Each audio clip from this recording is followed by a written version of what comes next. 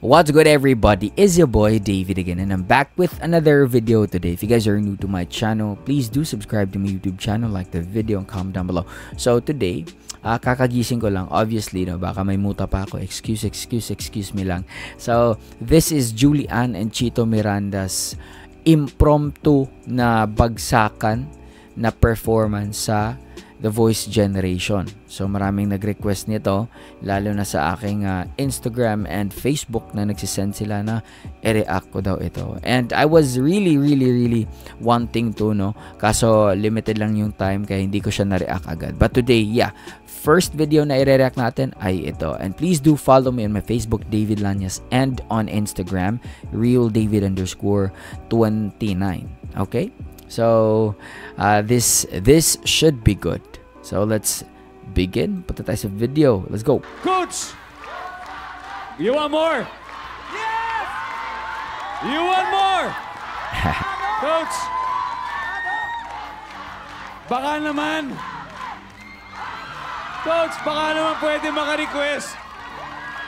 Isang bagsakan naman dyan. Katawan lang, katawan. Katawan. Katuwang! Let's go, Julian!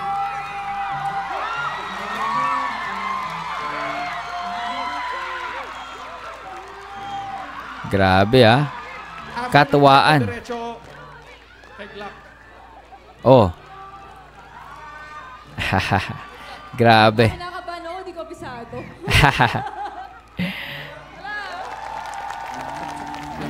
Ganito dapat yung mga coaches ng mga singing competition, no? Walang arte talaga pag pinakanta ka dyan, pag nag-request yung tao, di ba? Bigyan mo. Yan. That's professionalism, and you know, it's something na a trait na bilang isang professional na you are born to perform, and wherever, whenever you can and you will perform. Ganon. Nandito na si Chito, si Chito Miranda, nandito rin si Kiko, si Francis Magalona, nandito rin si Clark, wala siyang apelido. Magbabagsakan. Let's go. In 5, 4, 3, 2. Woo! Galing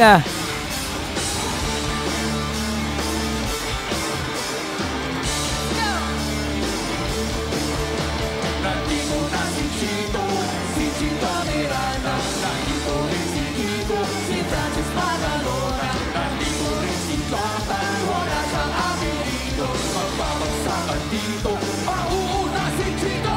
Di ba kalaban ang mga kasama dito? Sama-sama ka na kapasabog nila dito. At yung plastic, patinig ka na bibig. Tika mo na tika lang, pakinom mo na ng tubig. Six na segundo, baka mapatumba at napabiis ka. Na-rhyme na maganda at madulas ang pagbiglas. At astig pa sa kaning marinig ng libo-libo na Pilipino nakikinig sa mga pagkakita. Di ka ba nagugulat sa mga nagkakita? Nakaka-hype eh.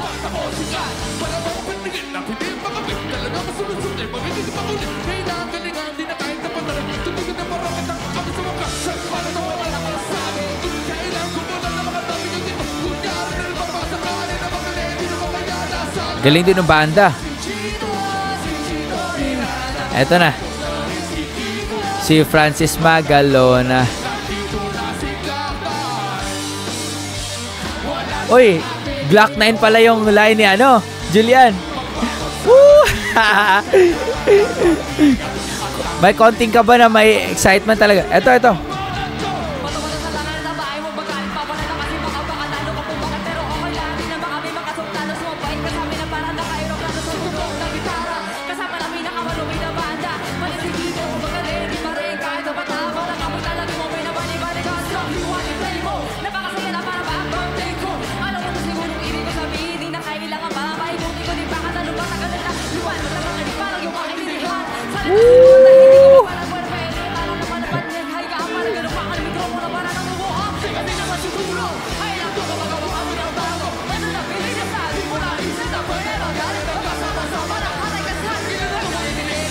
Let's go!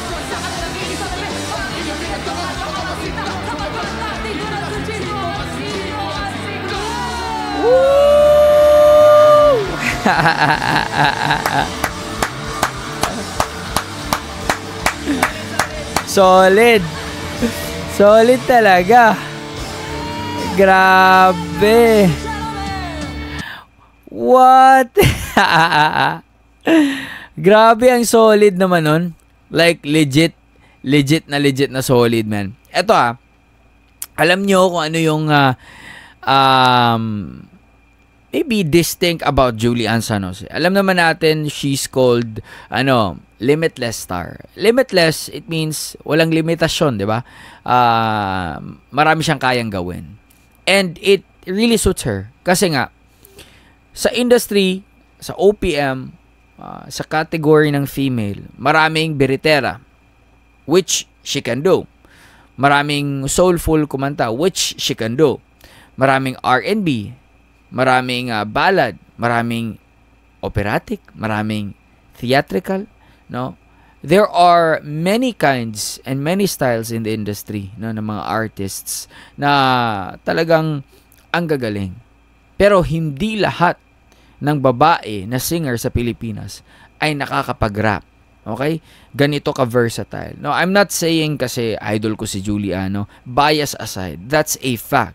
Na kahit sino ang tanungin mo, ma-fan man o hindi ni Julian, but if these people, no, will know her that much, kung ano yung pagkakilala natin sa kanya, sa kanyang arsenal, sa kanyang talent, no, sa kanyang skill set in terms of music, not just in singing, talagang mapapabilib kay Julian. And props and hands down to Mr. Chito Miranda, man.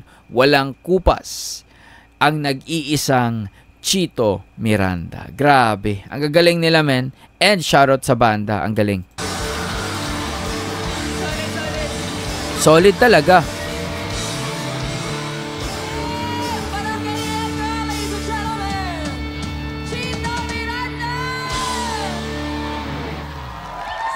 Grabe. Maraming salamat, Coach Chito. Palapakan natin, Parokya ni Edgar! Coach Chito, kamusta naman ang pagiging mentor ng buong parokya ni Edgar sa parokya ni Chito ngayon?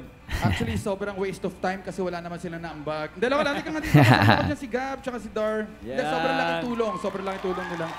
Sir! Darius. Hello. Simon Simanya and si Gab tsaka si Dar. Sobrang laking tulong because I really needed their help. And nung na-screen natin yung mga talents, nakita naman natin kung ano yung what they needed to improve on. Tapos talagang nag-discuss pa tayo ng matindi. Nagpunta pa kami sa isang lugar. Nag-away kayo.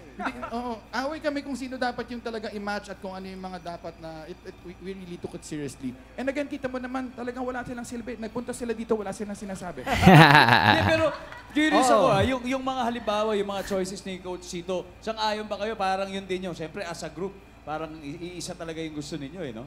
Actually, nag-iiba-iba, no? Oo, Kasi depende may mga, yung unang rehearsal, iba eh. may mga factors na biglang nangyari. Hindi, so nag-iiba-iba.